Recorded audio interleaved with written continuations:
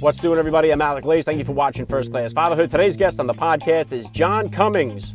John Cummings is running for Congress in New York. He's looking to unseat the Congresswoman and socialist known as AOC. It's a big honor to have him on the podcast today, which is Election Day in the United States. So go down there, smack the subscribe button, tap the like, and let's jump into it right now with John Cummings on First Class Fatherhood.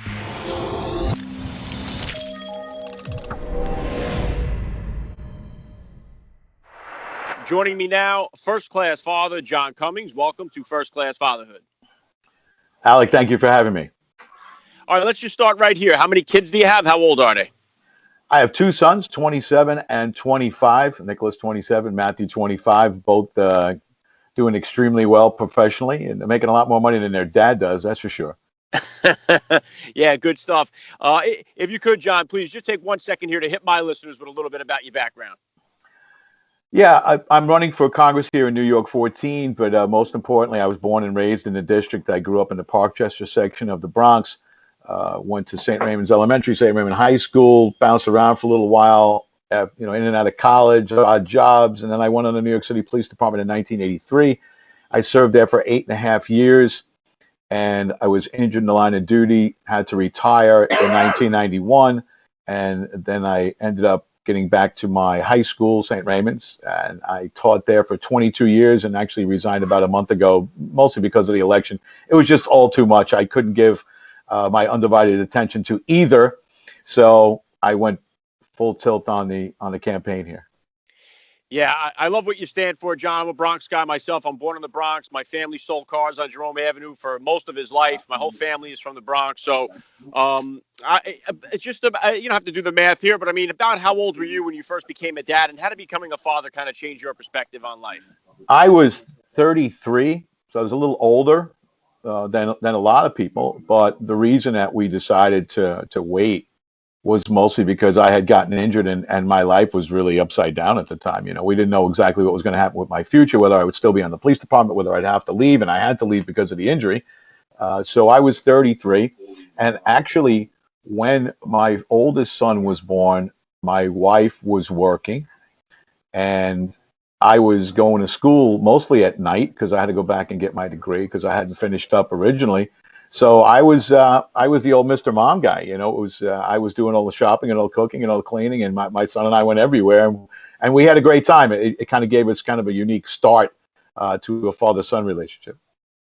Yeah, awesome, John. And jumping right into it here, obviously, you're running against AOC. One of the big bones I had to pick with her was last year when she mentioned that she didn't think it was ethical for people to have kids. She was questioning whether or not people should bring children into this world. And I'm quite the opposite on that. So why did you decide to run, and what was the response from your family when you made the decision? There was several reasons why I decided to run. I mean, one is I despise socialism, and the Congresswoman is a socialist. The other thing was my students for a very long time were after me to run. I mean, I was a government and history teacher, and they was like, Mr. Cummings, you know so much about this stuff. Why don't you do something about it rather than teach us?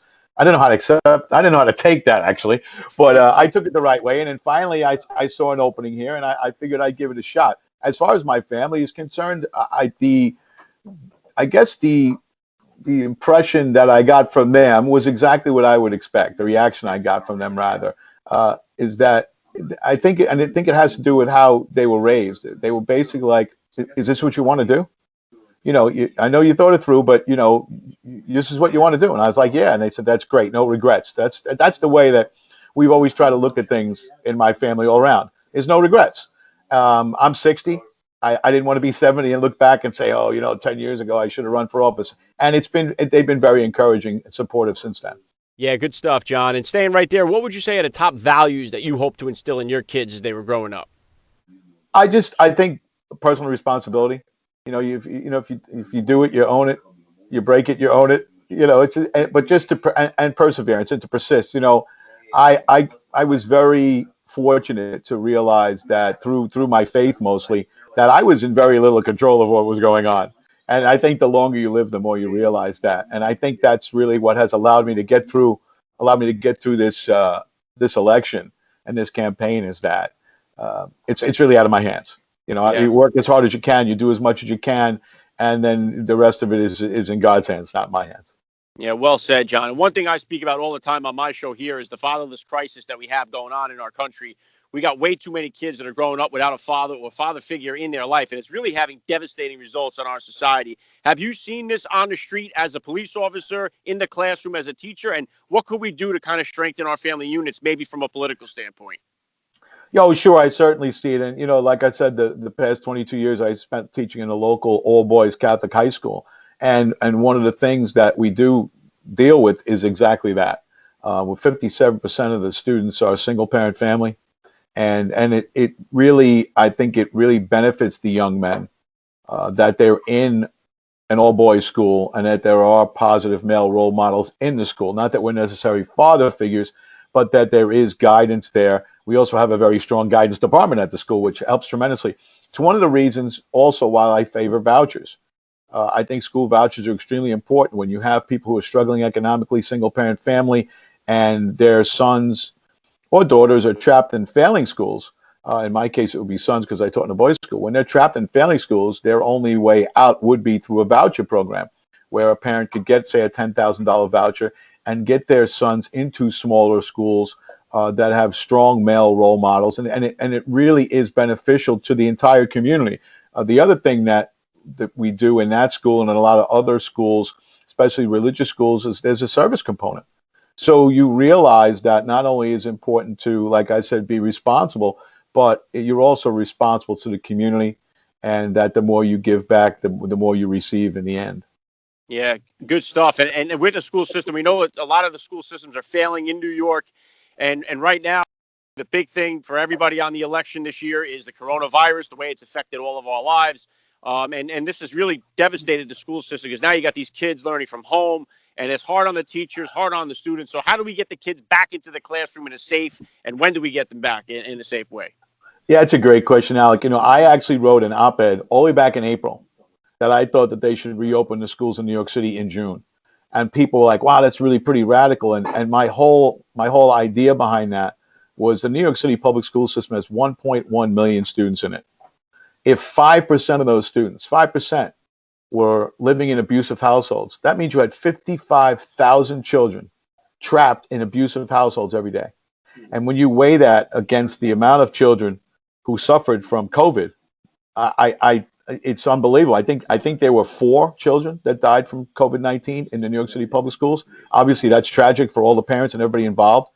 But what's more tragic are the 55,000 children that are trapped in these abusive households. That is psychological, physical, and sexual abuse. And I think they need to open the schools as soon as possible. I think the science pretty much shows that children don't get it. Our school, where I taught, they opened on September 8th, 3 weeks before the public schools did. They were very careful about what they did. They don't have huge crowds of kids in the school, but they haven't had one case.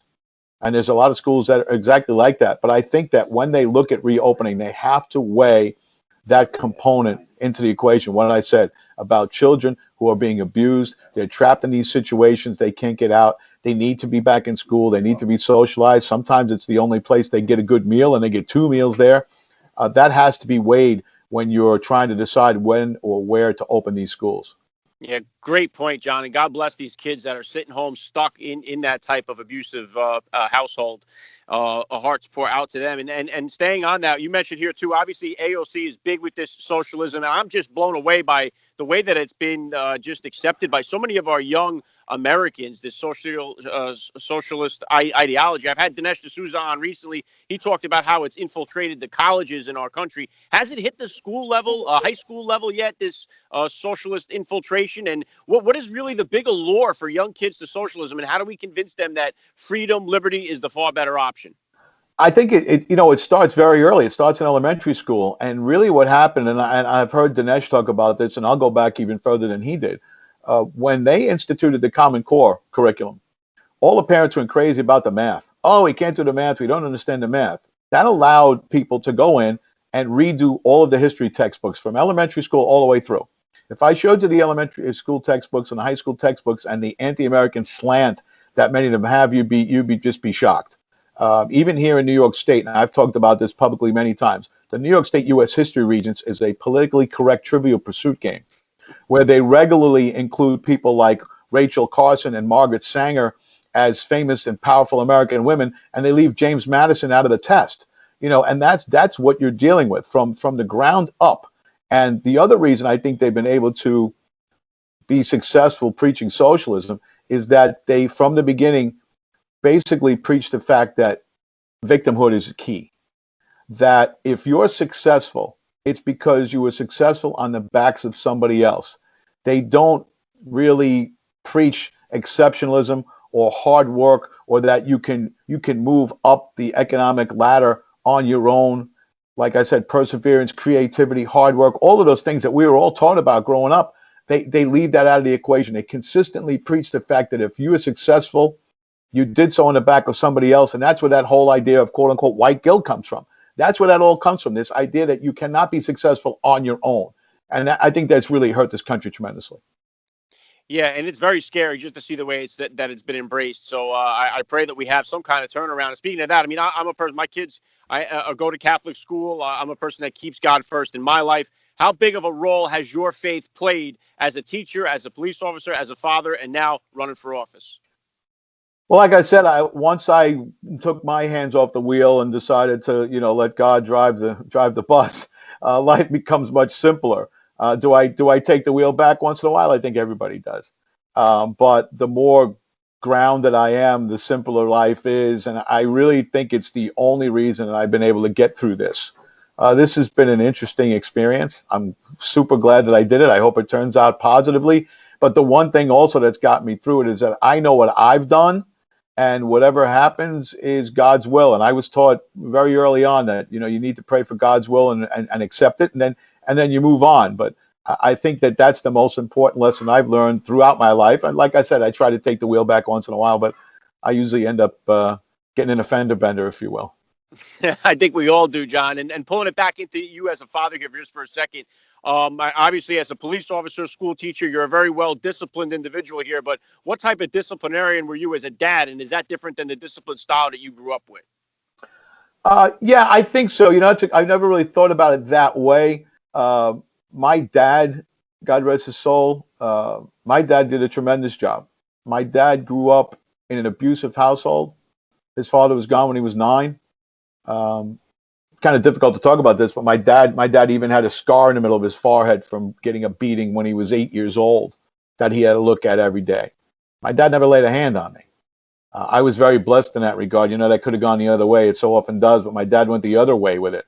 But he was firm, and I knew when he raised his voice, I was in some dangerous territory there. And I try to do that too. I just try to lead by example. I was firm, but they knew what the rules was. But you know what? In my house, we just had a good time. They knew the parameters early, and we had a good time. But I was very involved too, because I was teaching high school. I was home pretty early. It allowed me to coach Little League. It allowed me to coach CYO basketball. I also have been involved at Fairfield University in Connecticut for 26 years as a radio and television announcer for their basketball. So my sons were always part of that. They'd come sit next to me with the headphones on while we were on the air and keep score and give me stats. And they were always part of the whole thing. So I think that was the big part. Just include them in everything that you do. They know the parameters, but it has to be fun. If it's not fun, you're not going to be home. So. Yeah, very well said. Yeah, I was one of those persons that grew up with that. Just wait till your father comes home type of deal. And it was, if I was one of these kids out there and threw a brick through a window, I would pray that the cops got me before my dad got to me. And I don't think a lot of these kids have that. When you don't have that type of discipline coming from the home, it allows them to do things like we see in this defund the police hashtag that was created. I think is probably the stupidest thing I've ever heard of in my life. What has been the response in your community here from rebellious defund the police type of hashtag and uprising against the police department? What's been the take on it in your community? The overwhelming majority of people don't want it. I mean, do they want reform? Yeah, it's in some ways, sure.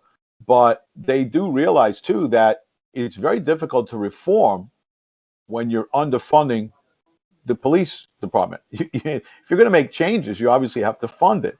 Things like body cams and additional training, and perhaps giving police officers in New York City a better salary. The lowest paid police officers in the area, in the New York City area, go out into the suburbs, guys make a lot more money. So, the idea of defund the police, the people on the street know it's made it less safe. It's very tense. I think it stresses people out tremendously. I think that people are actually looking forward to the cold weather just so, there's not all this activity on the street. And you just pray that we get through this. Yeah, well said. And I'm putting this out here, Election Day. What is the difference between you and AOC? Why should New Yorkers vote for you over AOC? What are they going to get in a John Cummings, Congressman John Cummings? What are the people going to get out of that? They're going to get local representation. I got into this because I want to represent everybody in the district, and it's clear that the Congresswoman only wants to represent certain people. It's very clear. She wants to represent people who believe in her ideology. That's not what representative government is about. You're supposed to represent the people in the district. We've been very clear about the fact that she's done a tremendous job creating a national persona for herself, but she's left the district behind. We had a great opportunity the other day, and we took advantage of it. A congresswoman was on the cover of Vanity Fair magazine. I was on the cover of the Bronx Times Reporter. That's all you need to know about this election.